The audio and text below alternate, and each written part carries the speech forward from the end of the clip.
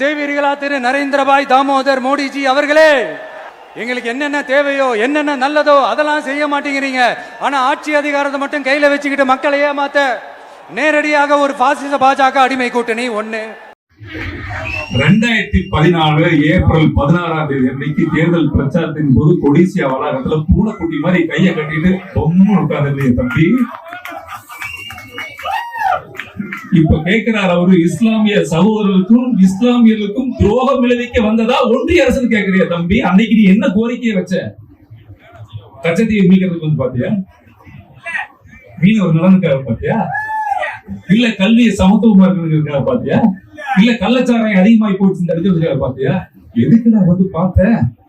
தலைவா உன் படம் ரிலீஸ் ஆகும், தலைவான்ற படம் ரிலீஸ் ஆகிறதுக்காக பார்த்த நடுவில் கொஞ்சம் பக்கத்தை காணும் தம்பி மறந்துதான் நினைக்கிறேன்.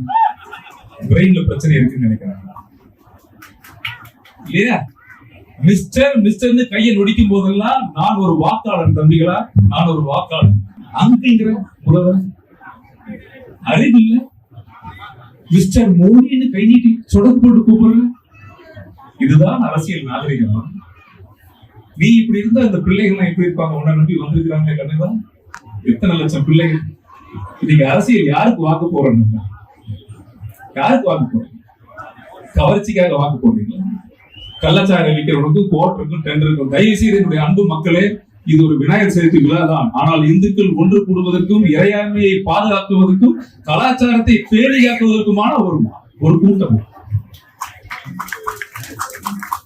நீங்க நல்லவர்கள் எல்லாம் அந்த பதவியில் அமரவில்லை என்றால் பிறவர்கள் அத்தனை பேரும் சேர ஆசைப்படுவோம். நல்லவர்கள் நம்மை ஆள வேண்டும், அப்பொழுதுதான் நாம வாழ முடியும். எனக்கு வர்ற கோபத்துக்கு ஓங்கி ஒரு குத்துன்னு தோணுது. அதன் முதல்ல வாக்குல குத்துங்க, வாக்கால் குத்தி ஒழிக்க வேண்டும். அன்பு வேண்டுகோள். மாறணும், மாற்றப்படணும். திரும்ப சொல்றேன், நல்லவர்கள் ஆள வேண்டும் என்றால் ஆழ்ந்தால் மட்டும்தான் நாம் நிம்மதியாக வாழ முடியும்.